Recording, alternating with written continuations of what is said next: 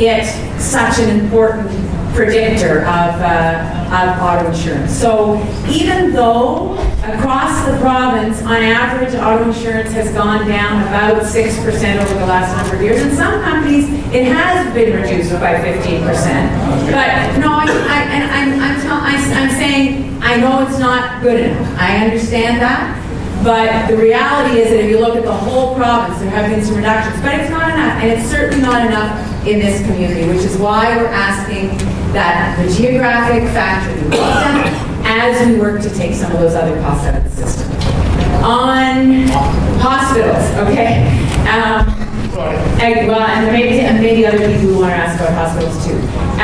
We are, you know, healthcare is part of the definition of who we are as Canadians, that we believe that a high quality, universally accessible healthcare system is part of what we believe in. Bernie Sanders came up a few weeks ago with practitioners from the States to meet with folks here in our hospitals. We visited 2 hospitals, and you know, the way we have provided healthcare in this province has served us very, very well. That doesn't mean that there aren't challenges, and there are particularly challenges in a place that's growing as fast as Brampton.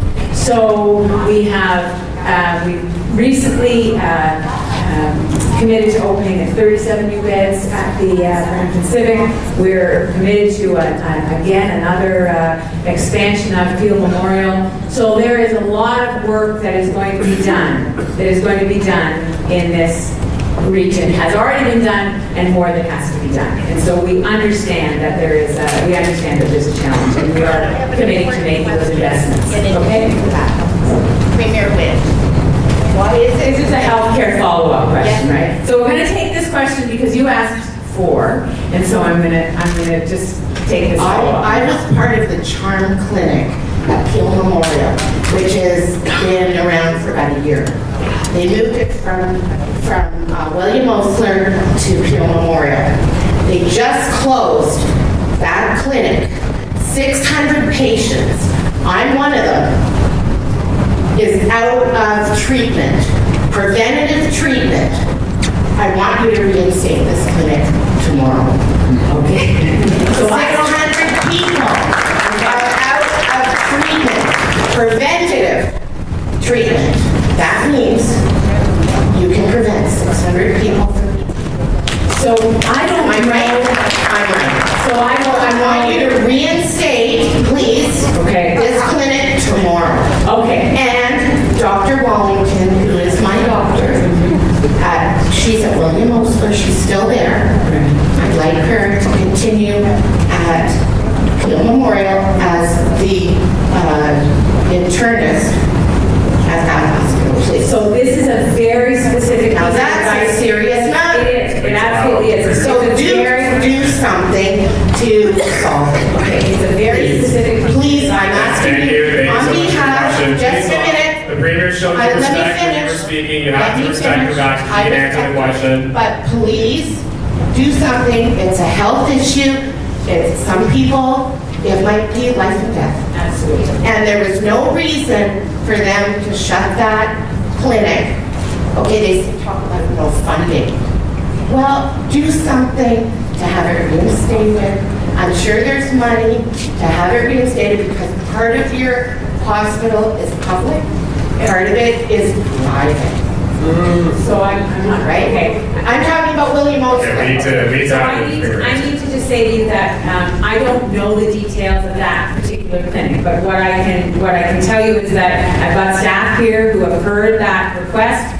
We will go back and have a conversation with the Ministry of Health. I just don't know the details of it. What I do know is that our healthcare system is at the core of fairness in this province, and it's, you know, in terms of the investments, we have increased healthcare funding every single year, and we will continue to do that because the needs continue to increase, particularly with an aging population and particularly in growing communities like Brampton.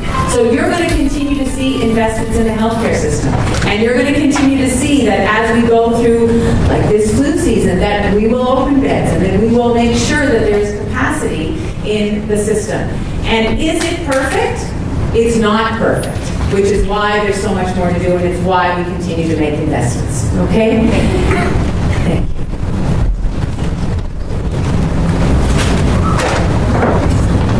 Thank you, Premier Wynne. You've already had a couple of questions about carry-on. I have another one for you. I think I've answered the question. No, this is about Bill 166, which was said passed today. But the consumer protection recommendations which were made by the judge in the carry-on review, 37 of them, which would have helped consumers getting their homes fixed under the carry-on warranty. I have the review right here. If you look at Bill 166 and you try to find what happened to these consumer protection recommendations that the judge made. So we've been poring over this. We don't see the consumer protection in Bill 166, which passed today. But Madam Premier, we ask you, why did no opposition party vote along with your Liberals to support this bill? The Liberals were alone in voting for this. Not one single opposition party voted for it. There's not one single consumer I've spoken to who sees the consumer protection in your bill. And there are no consumer groups who support it. Madam Premier, this isn't going to fix the carry-on problems. This is going to make them worse, I'm afraid. And no one voted for this today except your majority government, which is why it passed. Okay, so I appreciate the input, and I'd be happy to, as I said, I've met with the folks who are advocating Ontario a number of times. I'm happy to do that again, to hear from you in terms of what the ongoing concerns are. We did listen to the advocacy, we did make changes, and if we need to follow up, then we'll do that. And I'm just gonna break ranks here and hear from this young woman. Thank you. Wow, okay. Why don't you stand up so everybody can see you and hear you? And thank you for being brave enough to ask me. This is how democracy works. So, I want to be a politician when I grow up. Good for you. Give her a hand. And, you know, I have a couple of questions. When I used to live in Brampton, now I live in Caledon. We always used to go to Shoppers Drug Mart, and there's this man we got to know. His name is Steven. We used to sit outside, and it was really sad because he was homeless. And we started talking to him, and we gave him food, we gave him a blanket, and we gave him a jacket. And he had to walk 1 hour to a homeless shelter every night. Winter, summer, raining, snowing. He walked. And it was just really sad to me. And so I think that we should have, I guess you could call them shuttles that, you know, just come around and pick them up, like homeless people, and bring them in their shelter. I think that we should increase the amount of shelters because at least with these shuttles, it will give them, because they just rely on themselves to go to these homeless shelters. But with these shuttles, they'll have hope to go there.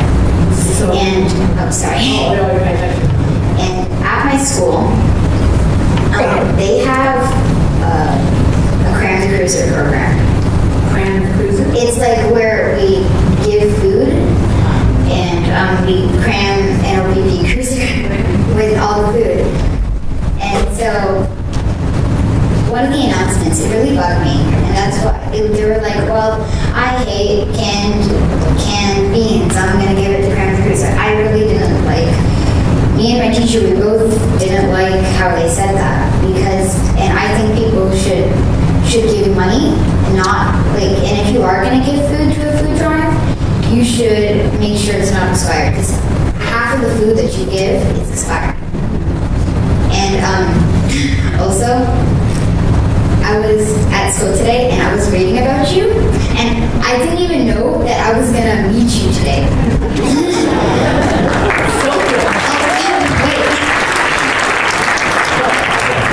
So, how can you help about this? And also, can I get a picture with you after? I want to have your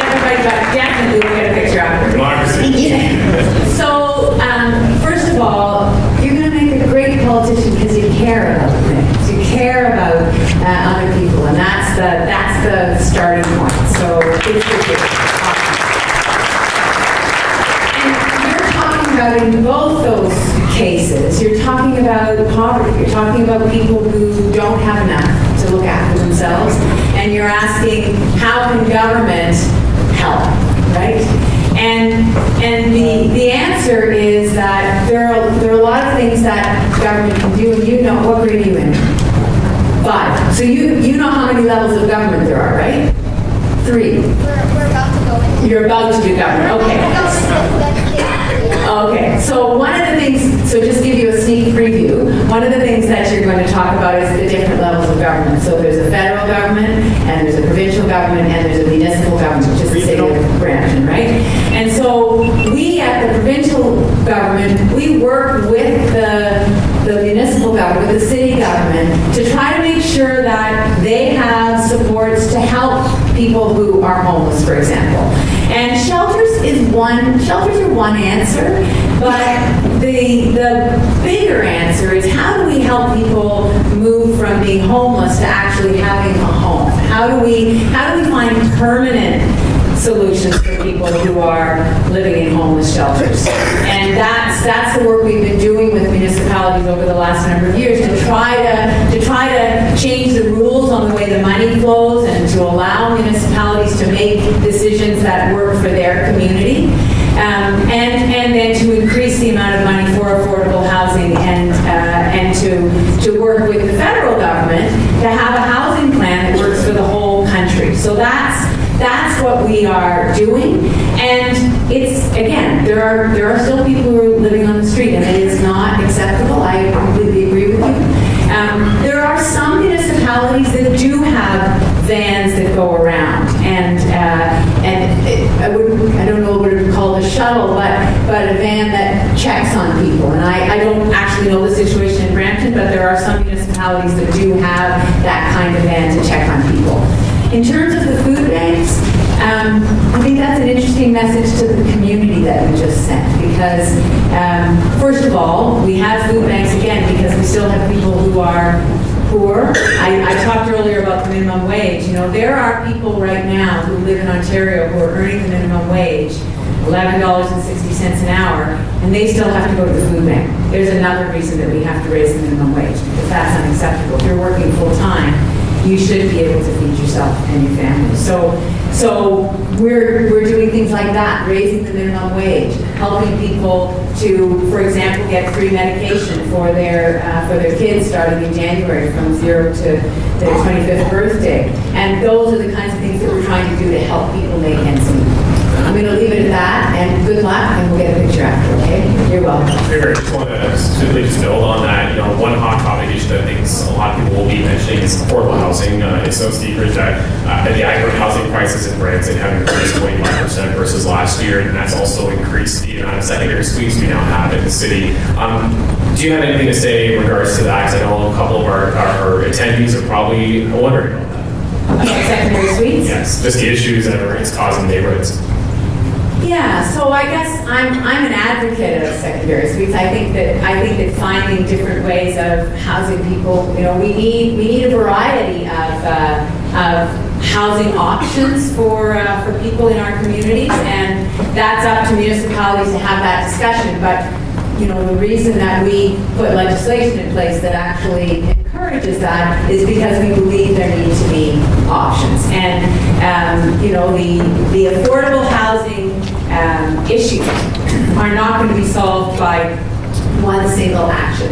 We did some things to cool down the housing market to try to, you know, make sure that that there was a fair opportunity for people to buy a home or to rent a home. We put in place rent controls on all rental buildings, not just buildings that were built before 1991, because we want to make sure that people don't see huge rent increases that are unsustainable. So we've done a number of things, and as I said, we're working with the federal government to they put in place a housing strategy across the country. We're not sure yet exactly what that will mean for Ontario, but we're pleased now to have federal government that is working with us. I mean, there's nothing less fair than someone who wants to find a place to live, not being able to find a place to live. And so we've got to come up with a bunch of solutions, and that's what we're doing. And secondary suites is part of that.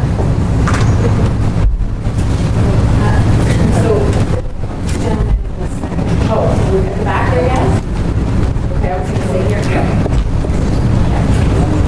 Thank you, Premier. Lots of interesting points have been brought up. I'm sure Brampton, sorry, your answer is no, you're not getting councillors. I'm from Mississauga, so we'll still have both you guys. My question to you is about the P3 partnership at Brampton Hospital that was recently.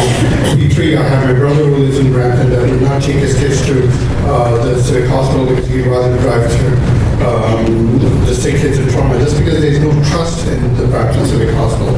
And my question is, I was at a Metrolinx meeting yesterday where they were talking about expanding the GO train service and transit, and they were talking about the lack of funding and how they're pushed to pursue P3 partnerships.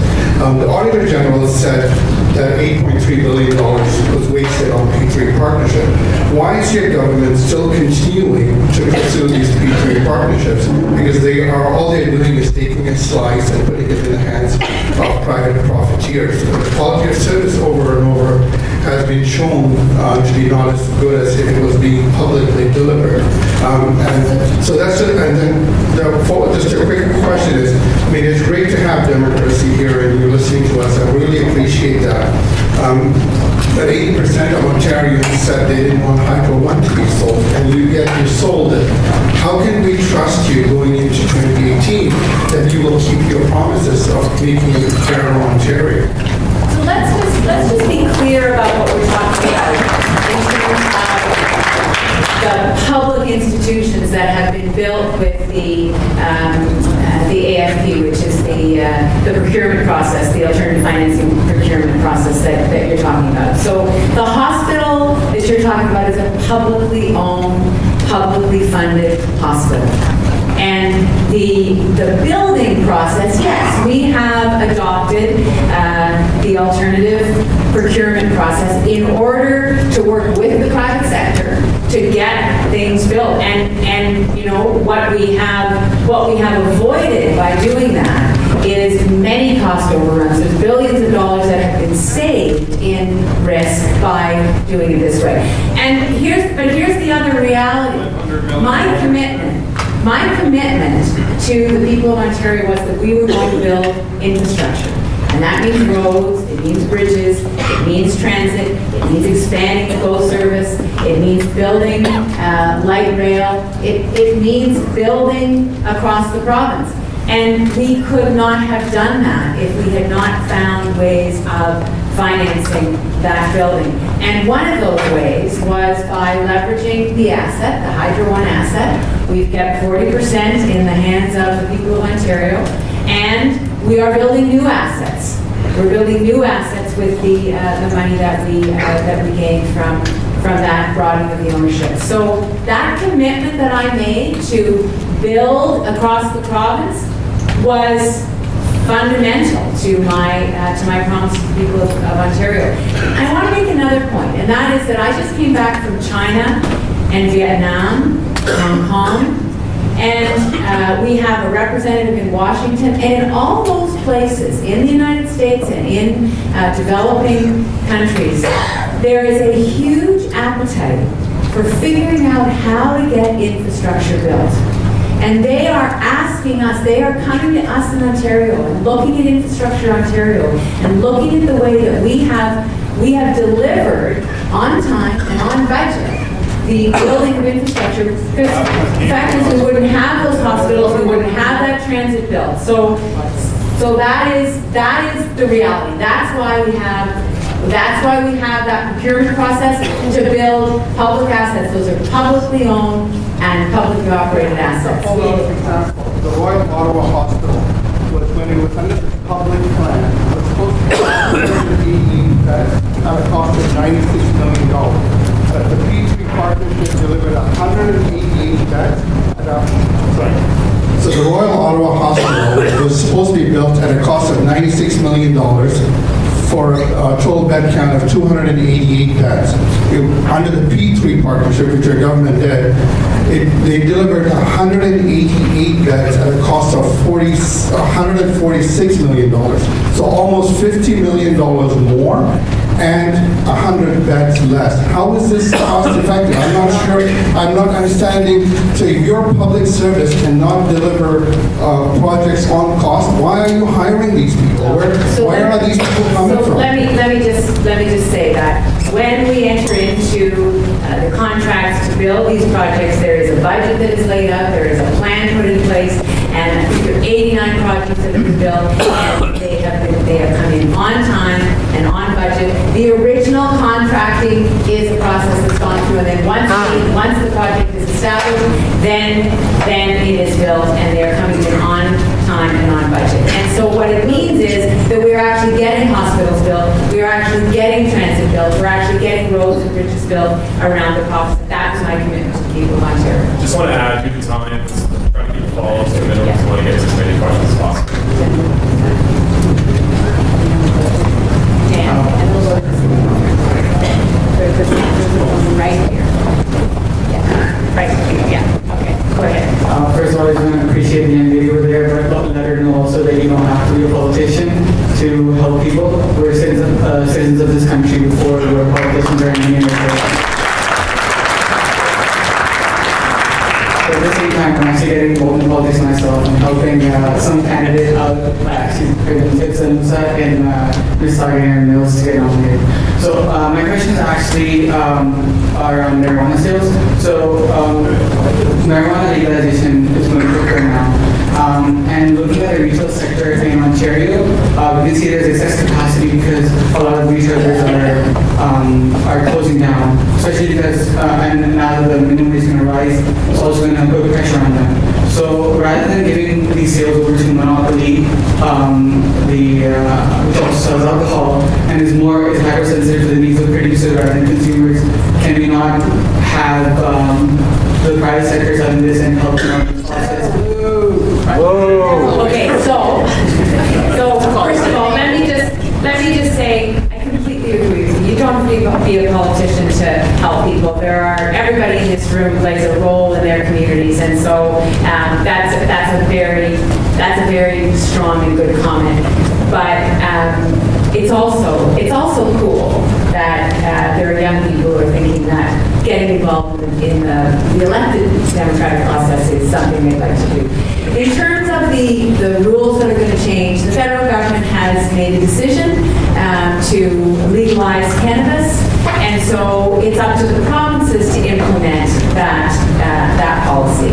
And we have in Ontario, we have a very strong organization, the LCBO, that has long experience in controlling and monitoring substances that need to be controlled. So our position has been we need a safe and responsible system that protects young people and is designed to undercut the black market, because those are the things that we are trying to do here.